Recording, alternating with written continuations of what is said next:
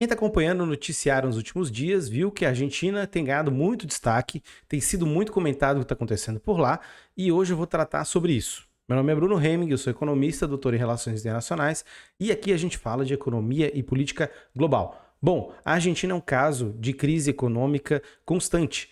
Isso vem há muito tempo acontecendo, não é uma novidade o que está acontecendo agora.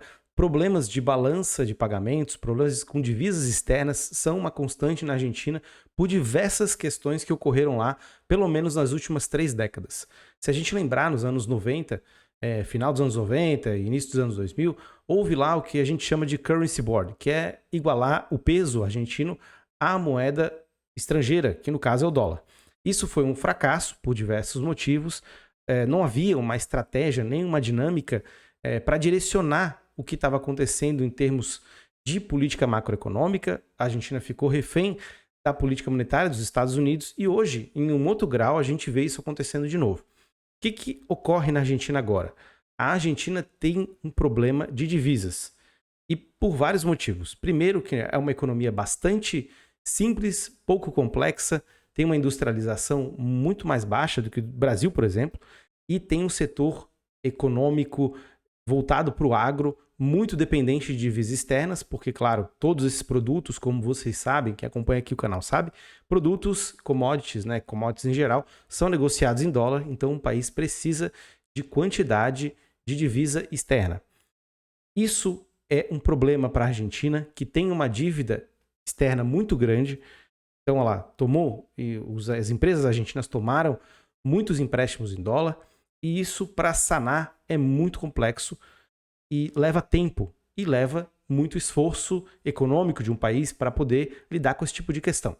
Mas não apenas isso. O que está acontecendo agora é uma reedição de alguns problemas, né? Alguns problemas que foram levados com a barriga por muito tempo, como o caso da incapacidade ou da insuficiência das reservas internacionais da Argentina. O Brasil, por exemplo, é um caso em que há muitas reservas e a Argentina não tem, e ela fica à mercê do mercado internacional e dos fluxos de capitais. Então a gente pega um cenário que está constituído da seguinte forma: a Argentina vive e viveu os problemas que a Covid trouxe, a Argentina tem problemas de falta crônica de dólares, é uma economia que se acostumou a ser dolarizada, ou seja, as pessoas em geral têm o costume, por diversas políticas econômicas que foram colocadas em prática, de ter dólares e de ter conta em dólar. Algo que não acontece aqui no Brasil, né? Eu estou usando em comparação porque são economias muito interconectadas no mesmo continente e tem sistemas, tem uma dinâmica econômica que tem algumas similaridades, então hoje vale a pena a gente comparar. Mas só a título de comparação, o Brasil tem reservas, a Argentina não tem. E agora, a Argentina vive, por exemplo, um período de safra baixa recorde. A sua soja, o seu milho, produtos que a Argentina exporta normalmente e que trazem dólares para ela, para justamente fechar a balança de pagamentos da Argentina, não estão mais ocorrendo, porque não existe uma oferta elástica desses bens, está ocorrendo uma escassez e isso gera também outros problemas que vão se agravando, né? A dívida externa da Argentina é grande, como eu comentei, e a Argentina não vive um período econômico muito bom.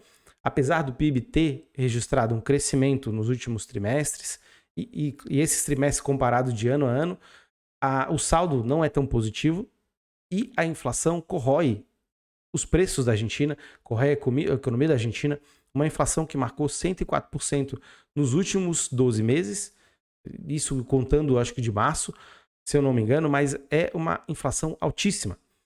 E inflação sempre é um problema.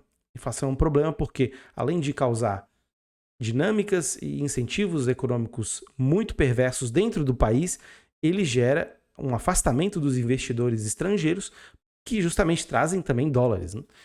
Então é essa situação da Argentina, uma situação complicada. Figuras como Lula, Luiz Inácio Lula da Silva, presidente do Brasil, falou que vai interceder junto ao FMI e usar toda a sua energia, o seu prestígio para poder ajudar a Argentina a ter os empréstimos do Fundo Monetário Internacional para resgatar a economia agora nesse momento de crise aprofundada. E o FMI falou que vai liberar algo em torno de 40 bilhões de dólares, e pacotes aí de 10 em 10 bilhões vão ser cedidos para a Argentina, vão ser direcionados para poder sanar esse problema. E O presidente dos Estados Unidos também falou que ia interceder junto ao FMI, que ia usar o seu prestígio para poder ajudar a Argentina a conseguir esses recursos. Então, há uma mobilização nesse sentido. Há questões aí que o sistema internacional, a política internacional pode ajudar a Argentina a lidar com esse problema, mas claro que isso tem implicações políticas. Acho que vale talvez um outro vídeo para a gente falar sobre isso. Existe uma disputa aí entre uma extrema-direita na figura do Miele e outros quadros mais peronistas, seja direita, mais esquerda, que vão surgindo, porque agora o Alberto Fernandes, nos últimos tempos, declarou que não vai concorrer à eleição presidencial. Abre um espaço para disputa na esquerda, ou alas que não são tão reacionárias e conservadoras ao extremo como o Miele, e esses que propagam um discurso muito mais ultraconservador, enfim, esse setor aí da política que faz e tem representação junto a esse candidato na Argentina. Agora, o que a gente pode esperar aí para o futuro, né, para a Argentina? Eu acho que nada muito bom aí no médio prazo. No curto prazo, acho que vai haver uma mobilização para ajudar a saldar as contas da Argentina, a balança de pagamentos. Mas, por exemplo, o Fed, né, o Federal Reserve dos Estados Unidos, aumentou sua taxa básica de juros em meio ponto percentual, que coloca, em 0,25 ponto percentual, o que coloca os juros nos Estados Unidos a 5 pontos percentuais até 5,25. Isso faz parte já de um movimento que o Fed vem traçando de aumento de juros para conter a inflação.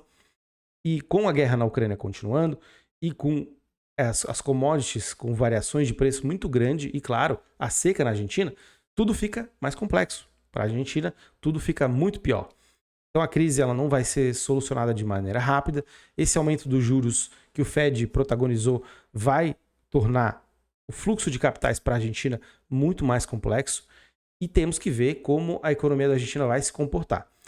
O setor agro sofre de questões estruturais, né, ou questões climáticas que estão afetando a Argentina.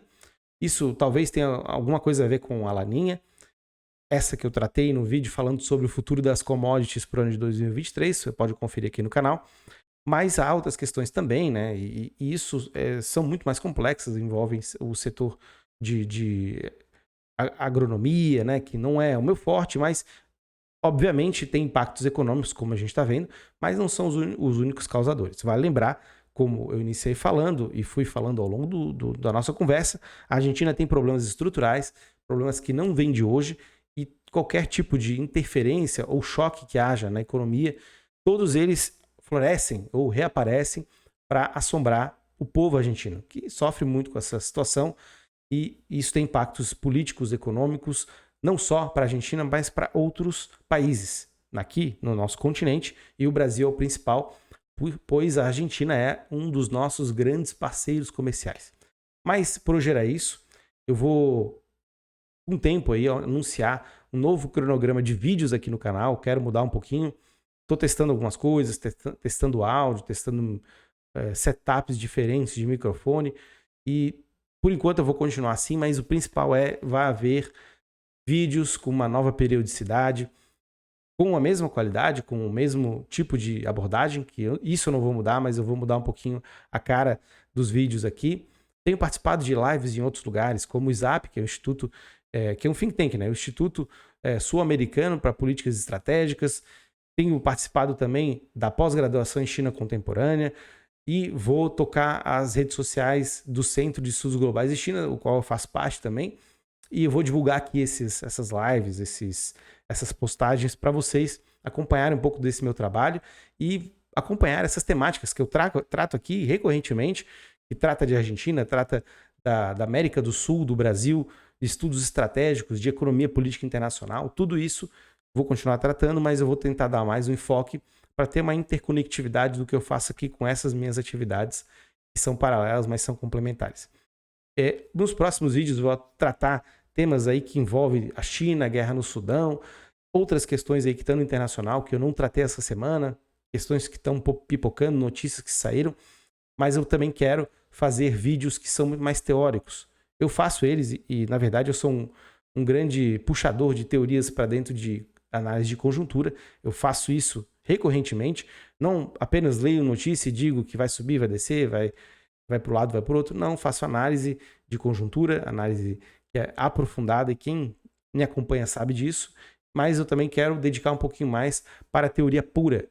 E não sei quando isso vai sair, provavelmente mês que vem, daqui a um mês, né, que eu quero dar um pouco mais de espaço para eu encaixar nos vídeos aqui as leituras que eu já tenho, algumas que eu posso fazer, mas em suma, vai haver um calendário de vídeos novos, vou continuar fazendo os vídeos que eu faço, mas eu quero incorporar algumas questões tanto de conteúdo para os vídeos, quanto das minhas atividades e outras coisas que eu tenho feito por aí, tá bom? Agradeço a paciência, a audiência e até a próxima. Um abraço